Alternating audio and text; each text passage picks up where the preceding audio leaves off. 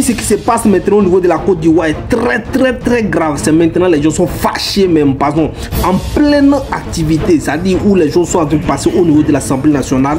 Les députés du PDC, chef RDA, c'est-à-dire les députés du président Tiam ont quitté la salle comme ça, sans même demander permission au président Bitogo qui est à la là-bas. Ils ont quitté pour montrer leur mécontentement contre la radiation de certaines personnes sur la liste de 3 chefs, et puis ils ont pris la parole. Restez jusqu'à la fin, on va écouter parce que national, principalement marqué par la tenue de l'élection à la présidence de la République le 25 octobre prochain. Président de la Côte d'Ivoire, on peut tout dire, lui faire des reproches, mais il faut reconnaître qu'Alassane Ouattara a quelque chose qu'on ne trouve pas chez les autres politiciens ivoiriens. L'audace. Quelle audace! Qu'est-ce qui n'a pas été dit sur lui? On a affirmé qu'il n'était pas ivoirien, qu'il était burkinabé et pop. Mais lui dit, je vais gouverner ce pays. La phrase. Ouattara s'approche du pupitre et puis il a commencé à trembler, il veut tomber. Tout de suite, il a été retenu. Il y a beaucoup de choses qui se disent derrière. Je vous ai dit que ces derniers temps-là, les gens vont réagir de façon... les gens vont... Bon, on revient pour en décortiquer. Regardez seulement. Je vous ai dit que ces derniers temps-là, il y aura des manières ou bien des systèmes qui vont utiliser maintenant pour montrer que non, ils ne sont pas d'accord. Bon, on verra bien. Restons jusqu'à la fin, on vient pour en décortiquer. Session ordinaire 2025 de l'Assemblée nationale. À l'occasion de la clôture de la première session ordinaire de l'Assemblée nationale, ce lundi 30 juin 2025, le groupe parlementaire PDC-RDA a boycotté la cérémonie pour marquer son indignation face au mépris et à l'indifférence du pouvoir d'ouvrir le dialogue politique avec les partis politiques et la société civile en vue de l'organisation d'un scrutin crédible, transparent et inclusif. Bien comme vous le savez, le président Bitogo, bien président de l'Assemblée nationale de la Côte d'Ivoire, chef et actuel, et bien sûr vous savez qu'il fait partie bien sûr de ceux qui ont des 2012 en tout cas que nous on pense, que beaucoup de personnes pensent qu'il peut remplacer le président Alassane Ouattara. Bon chef et le nom du président Charles Bigoudé, le président Laurent Gbagbo, le président Guillaume Soro, le président Tiam du PBDCI ne sont pas sur la liste électorale comme d'autres personnes également. Chef et ça se réclame et beaucoup de choses se disent actuellement. Et bien sûr beaucoup de préparations dans tous les niveaux, bien sûr, où les noms qu'on peut le dire, chacun fait ce qu'il peut.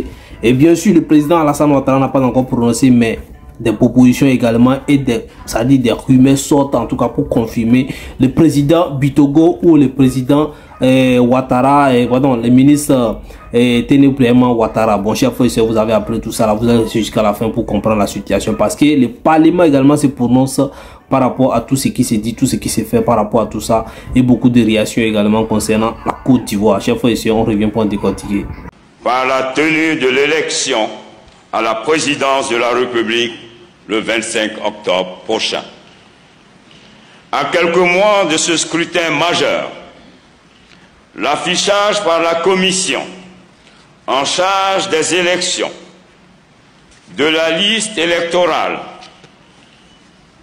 force est de constater que certaines personnalités n'y figurent pas, suscitant ainsi dans les partis concernés débats et contestations. Au sein de notre institution, les groupes parlementaires du PPACI et du PDCI-RDA ont protesté contre la non-inscription de leurs leaders par leur absence à certains travaux parlementaires. Force est de constater ce jour même l'absence du groupe parlementaire de certains membres du groupe PDCI-RDA.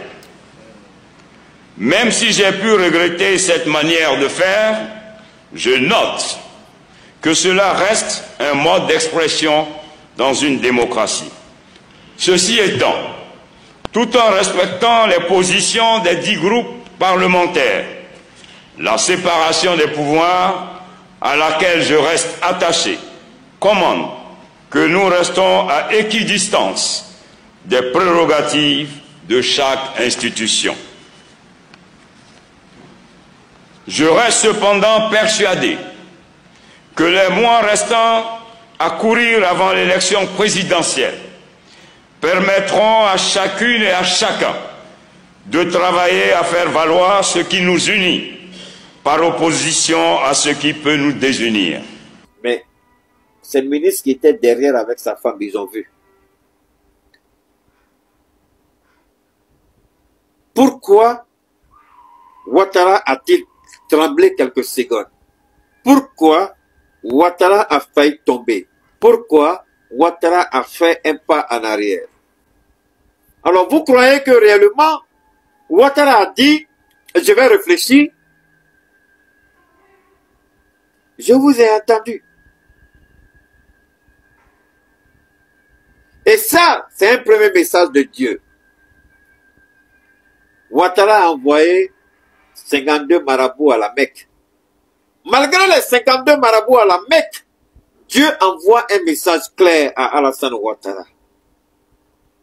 Ouattara, tu ne tues plus mon peuple pour rien.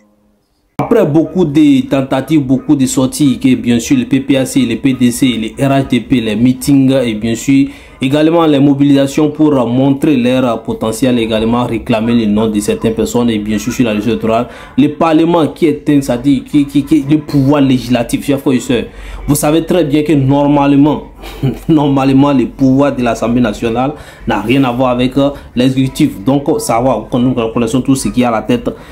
L'Assemblée nationale a son président qui doivent trancher de l'autre côté là-bas, qui doivent en tout cas, c'est-à-dire être de façon indépendante, comme la CI également. Bon, je dis beaucoup de choses se passent concernant la RLE, la révision de la liste électorale, tout ça là. Tous ces sujets ont été discutés au niveau du Parlement avec le président Bitogo. Cette fois-ci, c'était fort parce que vous savez, avec des manifestations, des revendications, vous savez, la démocratie, ça donne beaucoup de moyens pour revendiquer, pour montrer son mécontentement, son désaccord par rapport aux décisions et ce qui est fait.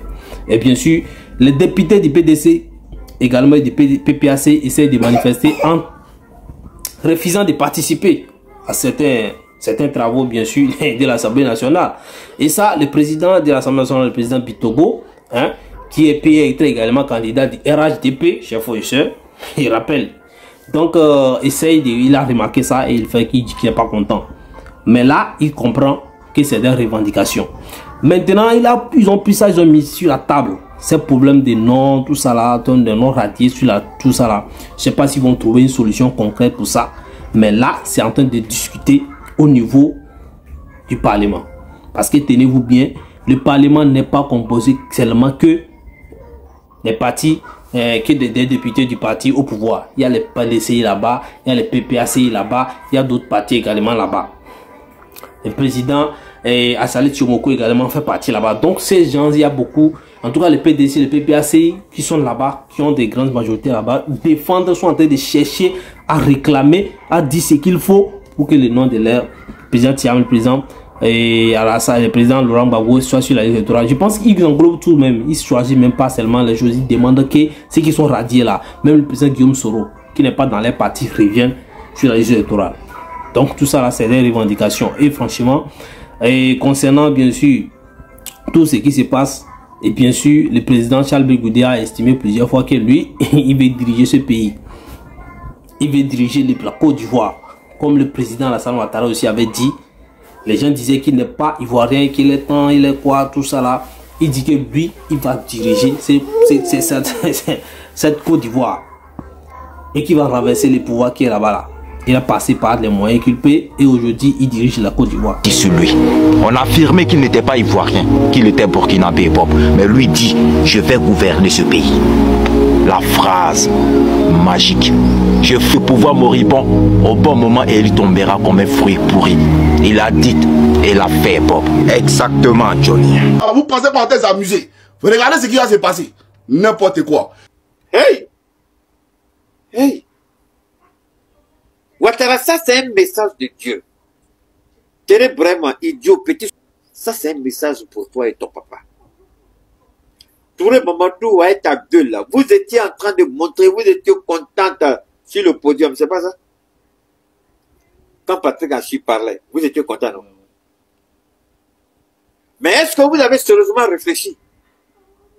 Après cette chute manquée de Ouattara, il a fait un pas en arrière. Le pas en arrière, c'est significatif. Alassane Ouattara, si tu ne comprends pas français, Alassane Ouattara, si tu ne comprends pas le langage spirituel, Alassane Ouattara, le pas que tu as fait en arrière, Dieu te dit, ce que tu veux faire là, il faut, le pas que tu as fait là, c'est un message de Dieu. Il faut arrêter ce que tu veux faire, ne va plus. Donc, la voie que tu veux emprunter, Dieu t'a fait trembler en quelques secondes. Si tu fais, Alassane Ouattara, ce que tu veux faire là, si tu fais, voilà ce que tu ne vas pas t'en sortir. Cette fois-ci là, tu ne t'en sortiras pas. C'est pas fini, moi j'ai pas encore fini de parler, je suis en train de parler. Partagez, je vous en prie, faites monter le mercredi. Alassane Ouattara, c'est pas fini. Je suis en train de te donner une interprétation spirituelle. Maintenant, je m'en fous que vous croyez, je m'en fous que vous ne croyez pas.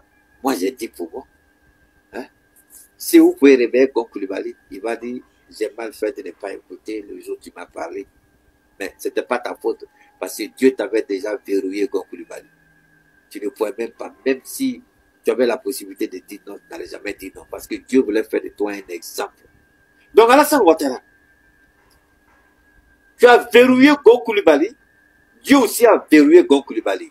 Entre ton verrouillage de toi, ton verrouillage et le verrouillage de Dieu, qui a gagné? C'est Dieu qui a gagné.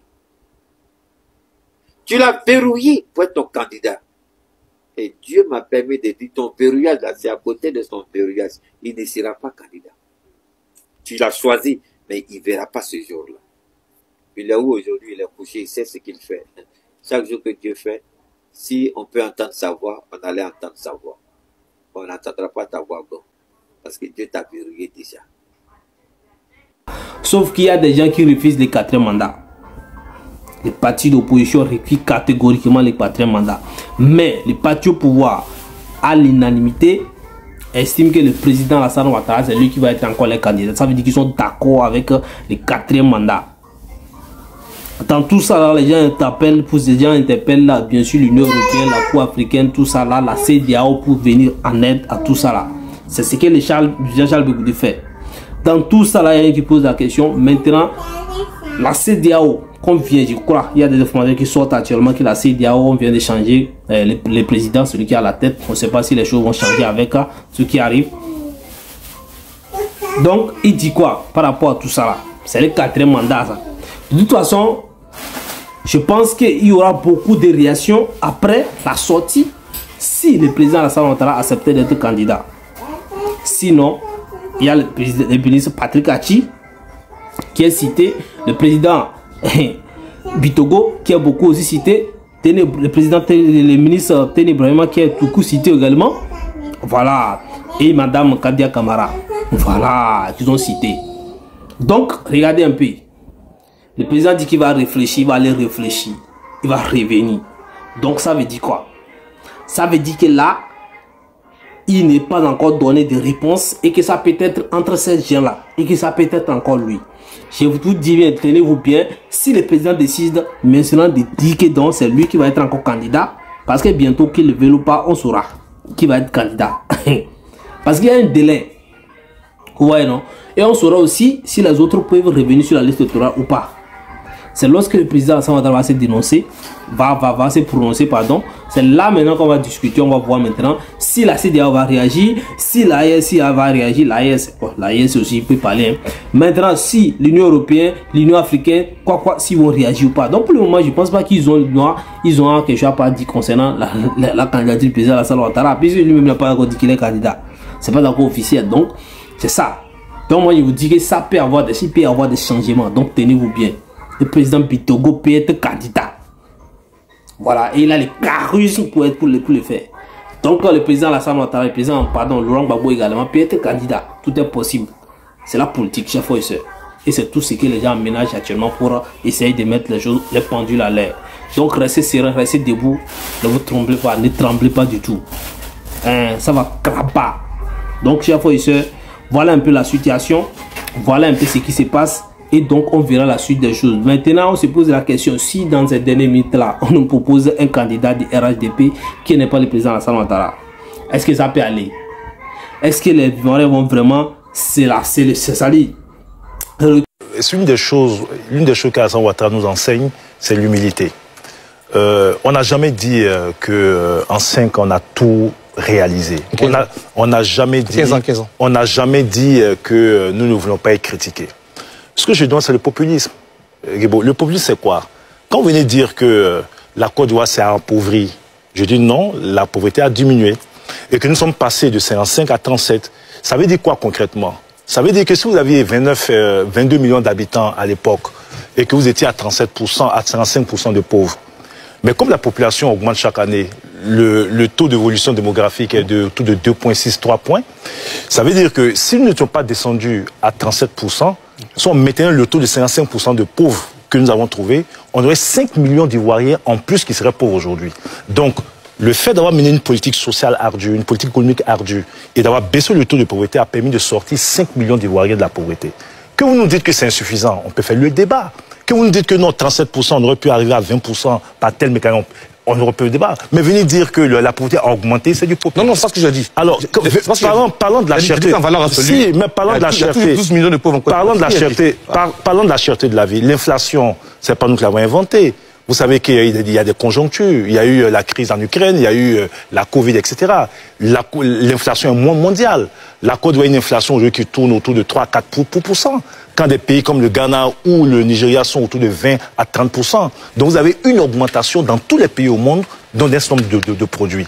Que le gouvernement mette en place des politiques pour essayer d'atténuer les effets de cette augmentation, ce qu'on attend, vous, c'est de dire, écoutez, vous êtes à 4% de taux d'inflation, si nous, Assalé Tiboko arrive aux affaires, voilà ce que nous allons faire pour être à... les débats, monsieur le Non, mais vous êtes vice-président, vous êtes dans un parti politique, vous aspirez à gouverner. Donc, on serait peut-être à 2%. Mais venir peindre tout en noir, et voilà qu'on se contente de ça, on ne peut pas l'accepter. C'est pas honnête intellectuellement. Mais...